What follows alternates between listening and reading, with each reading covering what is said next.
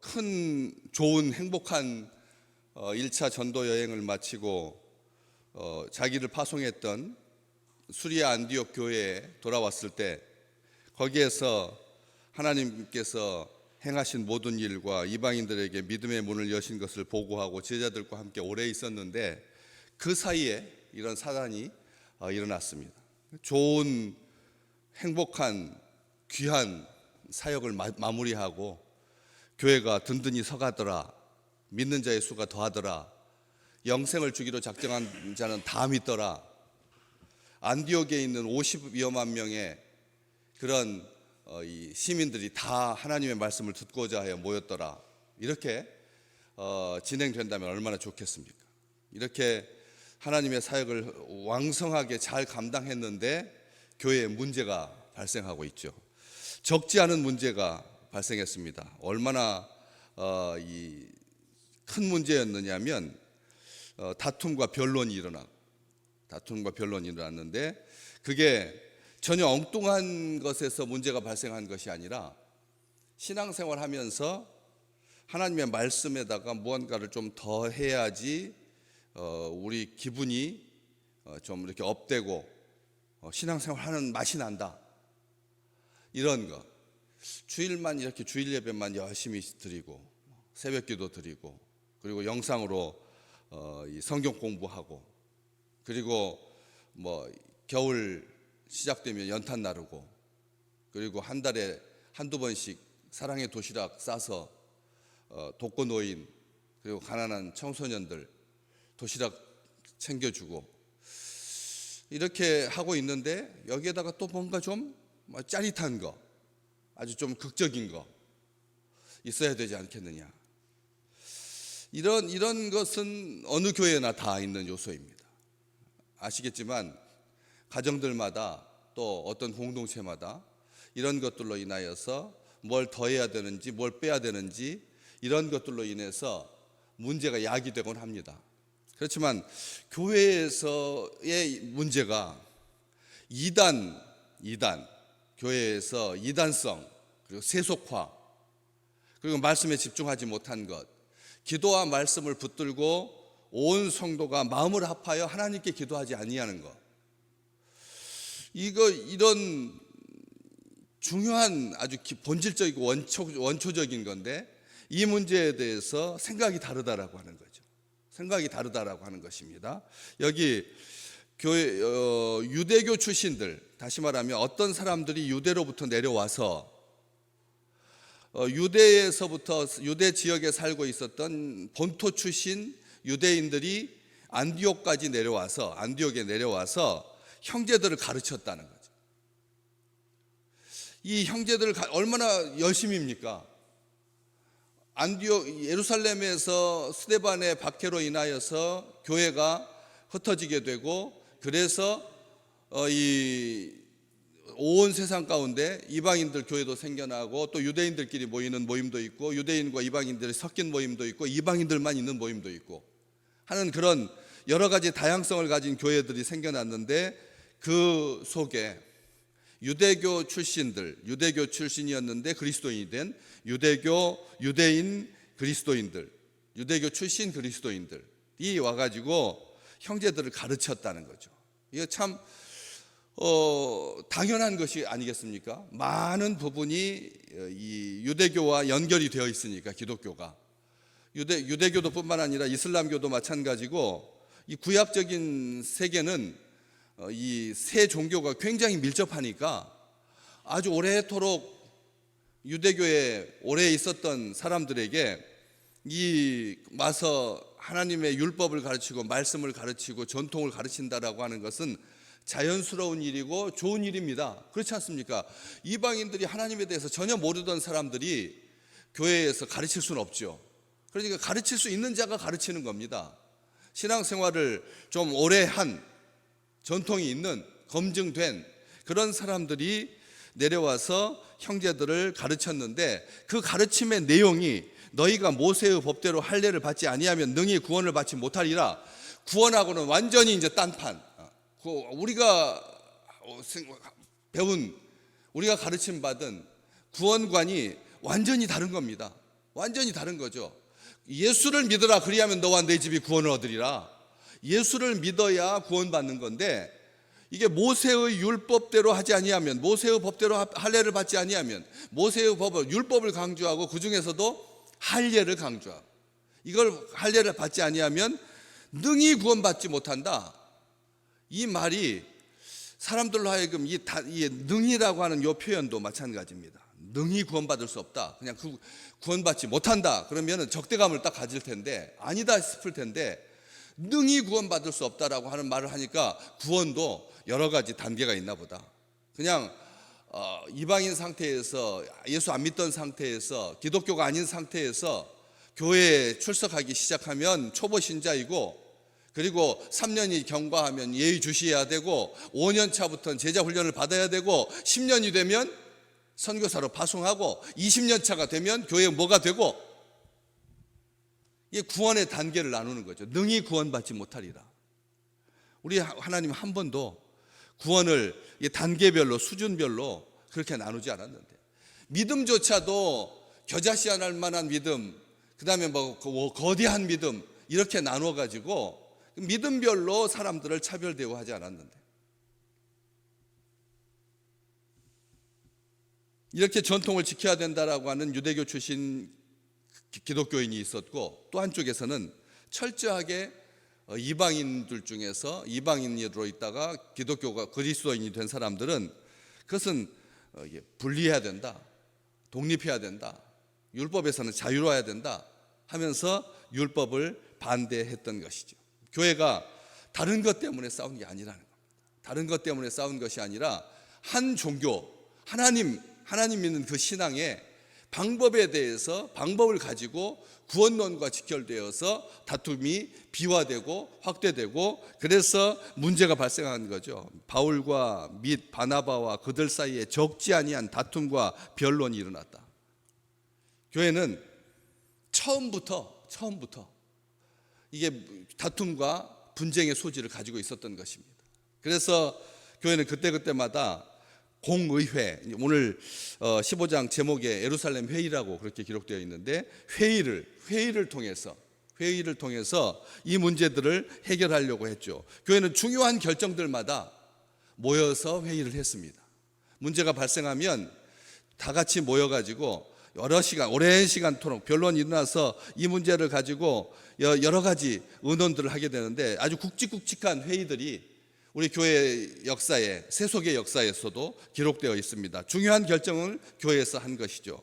니케아에서 325년에 후 325년경에, 381년에 콘스탄티노플에서, 또 431년에 에베소에서, 451년에 칼세돈에서, 553년에 또 콘스탄티노플에서, 680년부터 681년 2년에 걸쳐서 680년 12월에 시작해가지고 681년 1월 하면 그것도 2년이죠. 2달밖에 안 되지만, 어쨌든 680년부터 681년 2년에 걸쳐서 또다시 콘스탄티노플에서, 그리고 787년에 니케아에서, 거의 기독교가 시작되고 나서 한 300년에서 한 7, 800년까지 한 500년 동안을 교회는 중요한 문제들을 결정하기 위해서 예수 그리스도께서 신성을 가지셨느냐, 인성을 가지셨느냐, 예수 그리스도께서 신성을 가지셨느냐, 인성을 가지셨느냐, 둘 다를 가지셨느냐,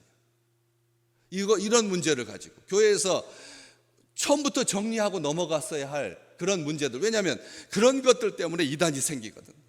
예수 그리스도께서 신이시다, 하나님이시다 라고 하는 중요한 고백입니다. 그런데 정말 하나님이신데 육체를 입으셨느냐, 육체를 가지고 계셨느냐, 여지껏 생각해왔던, 배워왔던 모든 전통에서는 신은 육체하고는 상관이 없는 존재입니다. 신은 육체하고 상관이 없는 존재인데, 예수님께서 어떻게 육신을 입을 수가 있느냐, 말도 안 된다. 육체를 입었다라고 하는 것은 신 중에서도 제일 하급신이다. 그렇기 때문에 예수 그리스도는 제일 존중받아야 될 제우스급의 신이 아니라 전령에 불과한 헤르메스급 하급신이다, C급신이다, 이렇게 생각하는 거예요. 그래서 예수 그리스도께서 십자가에서 못 박혀서 죽은 거지요.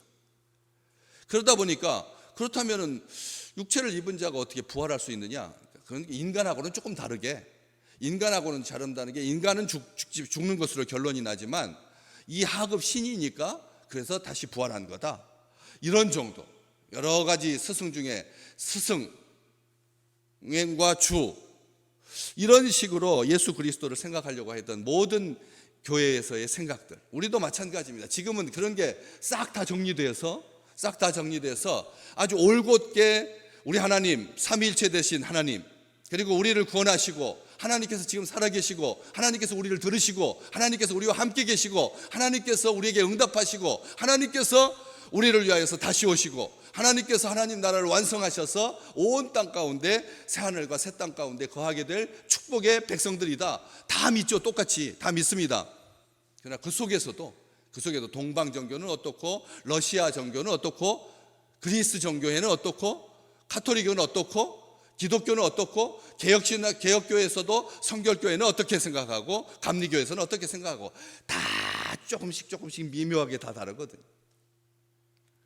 이러한 것들이 오랫도록 교회로부터 정리되는 과정을 아프게 겪습니다. 교회는 싸우지 않아야 되죠. 교회는 싸워서는 안 됩니다. 분열과 다툼이 있어서는 안 되죠. 왜냐하면 교회가 다투는 것은 한 형제가 다투는 것이고 한 몸이 다투는 거니까. 이 세상에 어떤 한 육체가 머리와 손이 다투겠습니까? 손과 발이 다투겠습니까? 말도 안 되는 거죠. 난 심장이 최고다 해가지고 심장이 발가락 보고 너는 발가락인 주제에 라고 했다가는 몸은 조각 나올 것입니다. 몸은 그때부터 성취 못할 것이고, 그때부터는 이제 몸이 아닌 거죠. 그것은 그냥 바디입니다. 그냥 시체입니다. 이렇게 될 수밖에 없는 거죠. 교회는 생명이기 때문에 다투서는 안 되죠. 바울은 그래서 말한 거죠. 교회는 그리스도 안에서 1만 스승이 있지만 아버지가 없다. 아버지와 같은 스승이 서로 사랑하면서, 서로 다독거리면서, 서로 보듬어 안고 용서하면서 그렇게 가야 되는데, 우리는 끊임없이 잘라내는 것은 잘했습니다. 끊임없이 좀 커진다 싶으면 이거 이단성이 있네 해가지고 총에 보내가지고 쪼개서 죽여서 우리하고 같이 섞어라. 모난 놈도 있어서는 안 되고, 작은 놈에 대해서는 신경 안 쓰면서 좀 돌출하고 좀 크고 성장하는 교회 같으면 딱 이단의 잣대를 가지고 애매한 시각을 가지고 우리는 잘라내는 것에서는 이 교회 역사가 잘 보여주고 있습니다. 하나 되고 화합하고 일치하고 하는 부분에서는 얼마나 취약했는지. 여기 이 사람들 갈라디아서 2장 4절에 보면 개인적으로 유대로부터 내려온 거짓 형제들, 여기 유대로부터 내려와서 형제들을 가르쳤던 사람을 개인적으로 가만히 지시도 없이 나가서, 이 갈라디아서에 그렇게 기록되어 있습니다. 이 사람들이 어떤 사람들이냐 하면 거짓 형제들인데 가만히 몰래 들어온 사람들, 지시도 없이 나간 사람들, 제자리를 떠난 사람들, 그런 사람들이 가가지고 또 남다른 열심을 가지고 그래서 사람들을 주관하려고 하고, 이게 아주 악한 일이다, 이게 헛된 일이다, 이게 망하는 일이다 바울은 말하거든요. 왜? 이 사람들을 부추겨가지고 종교라고 하는 이름을 가지고 이득을 얻고자 하는 사람들이 있다는 거예요. 많습니다. 우리 주변에도 우리 총회에서도 공식적으로 그렇게 그 일을 활동하는 사람이 있습니다. 넓게 부추겨가지고 법적 논쟁에까지 가서 그래가지고 양쪽으로부터 돈을 받아 챙기는 그런 목회자가 있습니다. 그런 사람이 있습니다. 끊임없이 교회를 분란을 시켜가지고 하나 되게 하지 못하고 꼬투리를 잡아서 가지고 그래가지고 아시잖아요. 지금 그 서울과 양평 고속도로를 반대하는 사람들, 제주도에 해군 기지 반대했던 사람들이고, 그런 사람들이 미국산 소고기 먹으면 뇌에 구멍 생긴다고 주장했던 사람들, 다 그 사람들입니다. 그 사람들 또다시 와가지고 또다시 와가지고 온 나라를 들쑤셔 놓고 있습니다. 국민을 하나 되지 못하게 하고 앞으로 나가지 못하게 하고.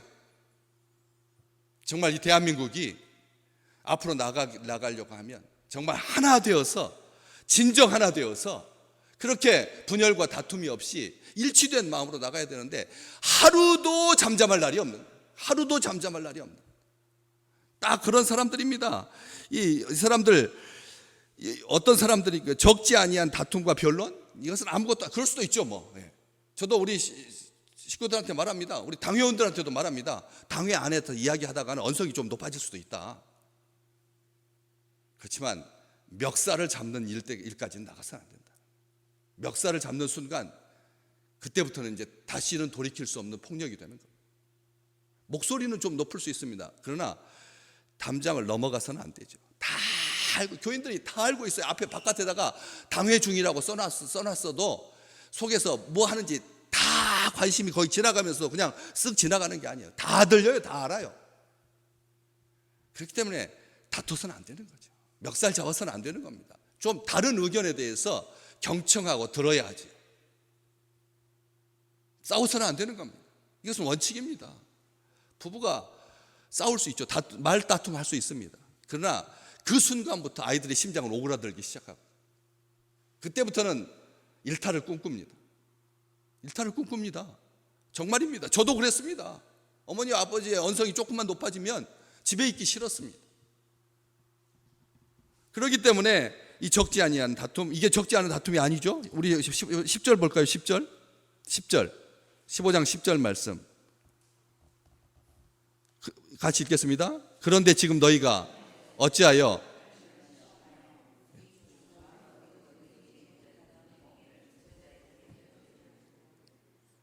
교회에서 이렇게 다투는 것은 뭐라고요? 하나님을 시험하는 거다. 하나님을 시험하는 거다. 하나님을 시험하는 겁니다. 있어서는 안 되는 일이잖아요. 하나님을 시험하는 거라니까요. 다투는 것은 하나님 시험하는 거예요. 그래서 우리와 우리 조상들이 능히 매지 못하던 멍에를 제자들의 목에 두는 정말 악한 일이죠. 진짜 주님의 멍에를 메는 게 아니라 조상들이 졌던 그 율법의 멍에, 자기 자랑의 멍에, 자기 과시의 멍에, 이것을 목에다 두면 어떻게 된다고요? 피곤하고 지치고요. 발에 맞지 아니하는 신발 신고 발이 뼈가 다 왜곡되는 것처럼 나중에 이제 걷지도 못합니다. 걷지도 못합니다.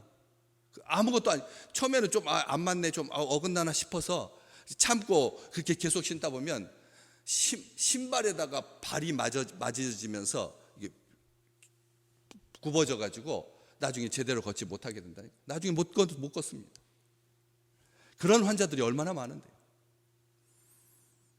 더 내려볼까요? 19절 말씀. 15장 19절 같이 읽겠습니다. 그러므로 내 의견에는 이방인 중에서 하나님께로 돌아오는 자들을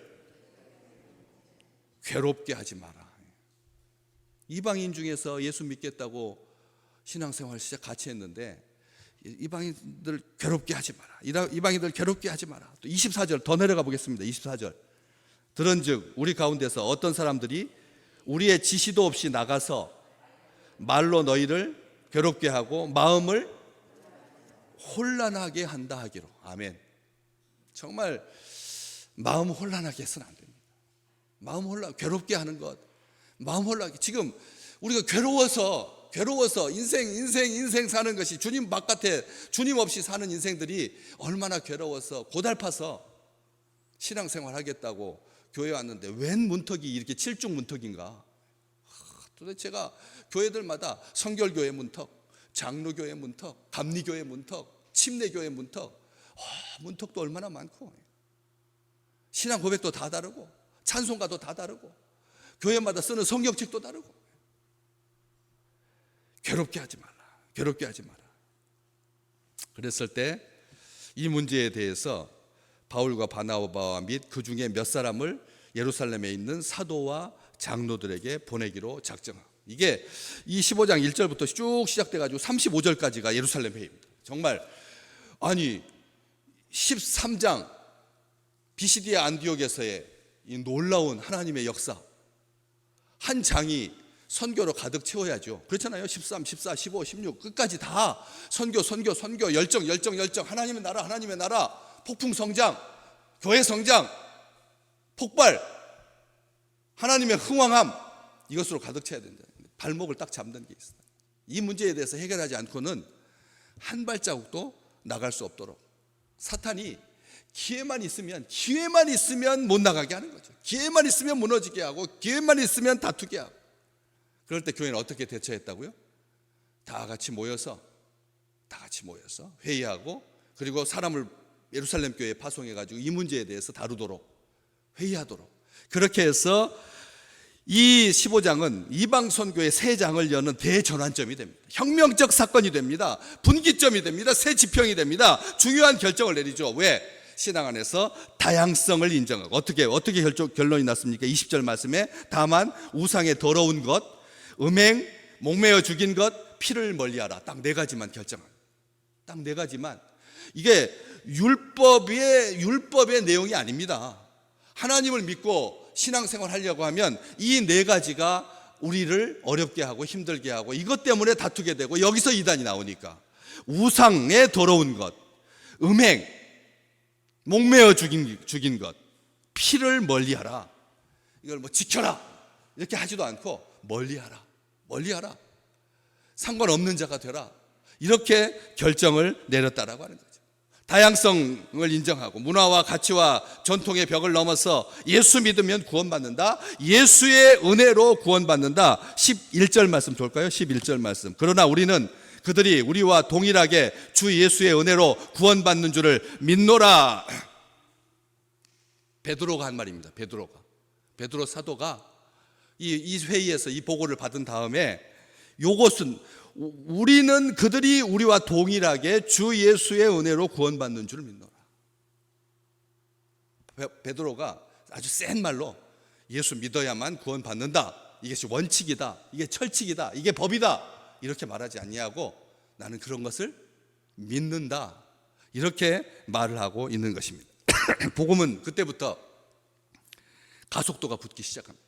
세계적인 종교로 성장하기 시작하죠. 열방을 향하여 누구든지, 각 족속, 각 민족 누구에게나 중요한 사항입니다. 지금 비본질적인 요소들이 본질을 잠식하려고 합니다. 지금 이 주변에서 벌어지고 있는 사건들 가만히 보십시오. 그 아이들, 어저께까지 출생신고 안 한 아이들 중에서 35명이 암매장당 죽었습니다. 사망했습니다. 35명. 태어난 지 이틀 만에, 태어난 지 닷새 만에 35명이 떠났습니다. 지금 더 이제 전수조사가 또 나올 게 됩니다. 50명이 넘을 것입니다. 그리고 7년, 15년 이렇게 시간이 지난 거죠. 가지고 이제 어디다 묻었는지도 모르고 찾지도 못. 쓰레기 봉투에다 넣어서 처리했던 그 아이는 어디로 간지 모르는 거죠. 아시잖아요. 당연히 어떻게 어디로 갔을지. 소각장으로 가서 태워진 거죠. 이런 속에서 바울이 고린도전서 9장에 내가 율법 없는 자가 된 것은 율법 없는 자들을 얻기 위해서다. 바울의 말을 잘 기억하셔야 돼요. 내가 율법 없는 자가 된 것은 율법 없는 자를 얻기 위함이고, 내가 약한 자가 된 것은 약한 자를 얻기 위함이다. 내가 왜 그런 거냐? 내가 왜 여러 사람에게 여러 모습이 되었느냐? 이것은 아무쪼록 몇 사람이라도 구원하고자 함이라.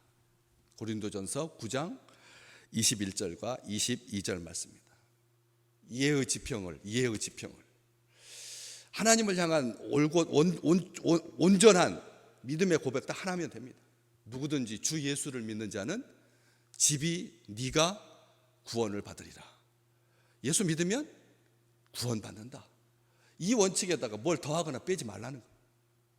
그 외에는 모든 것이 다 가하다. 바울이 그렇게 말합니다. 모든 것이 다 가하다. 이해의 지평, 정서적으로나 문화적으로나 맞지 않아서, 감정적으로 맞지 않아서, 그래서 거기를 넘어가지 못하는 것을 수용의 협곡이라고 합니다. 수용의 협곡. 이게 협곡입니다. 이게 손가락 하나도 옆으로 못 넘어갑니다. 사람이 얼마나 무서운지 모릅니다. 사람이 그렇게 무섭습니다. 현대를 살아가는 이 세계에도 넘어가지 못하는 협곡이 존재한다는 거죠. 내 안에도 있습니다. 내 안에도 그 협곡이 존재하는 것이죠. 우리 주님께서 사마리아 여자에게 다가가셔서 사마리아 여자와 말을 하고 이야기를 하고, 거라사, 호수를 건너서 바다를 건너서 가야 하는 돼지 키우는 장소, 이방인의 땅 거라사에 미친 한 사람을 구원하기 위해서 바다를 건너가셨는데, 하물며 우리가 뭐라고? 우리의 어떤 장벽을 스스로 세워가고 울타리를 세워가서 하나님의 그 너그러우심과 자비로우심과 온 세상 사람들을 구원하시려고 하는 하나님의 은총을 우리가 막아서는 안 된다는 거예요. 다 자기 공동체마다 자기 기준이 있어가지고 그걸 가지고 사람들한테 이렇게 까탈스럽게 굴어요. 이게 아주 나쁜 짓이잖아요. 신앙생활에 제가 늘 말씀드렸잖아요. 이 새벽 기도도 다른 사람들을 때려서는 안 된다. 새벽 기도로 꼬치로도 사람을 때려서도 안 되는데 새벽 기도로도 사람을 때려서는 딱 벌써 원칙이 딱 있어요. 새벽 기도를 하지 않는 자와 인생을 논하지 마라. 그런 마음들이 아주 쉽게 생기거든. 사탄이 심어준 마음입니다. 주일 성수하는 것, 11조 하는 것, 선교하는 것, 교육하는 것, 양육하는 것, 그 어떤 것으로도 하나님의 의를 대신하지 아니하는 하나님께서 우리와 함께 계시고 이 사람들을 기뻐하시고 교회가 성장하고 교회가 앞으로 나가는 그걸 발목을 잡지 아니하도록 우리 스스로를 살피게 하시는 이 놀라운 은총이 수용의 협곡을 예수 그리스도의 십자가로 다리를 만들어서 이미 무너뜨리신 그 허물을, 그 담장을, 울타리를 다시 세워가지 아니하고 하나님의 영광이 되는 우리 귀한 식구들 되시기를 주의 이름으로 축복합니다.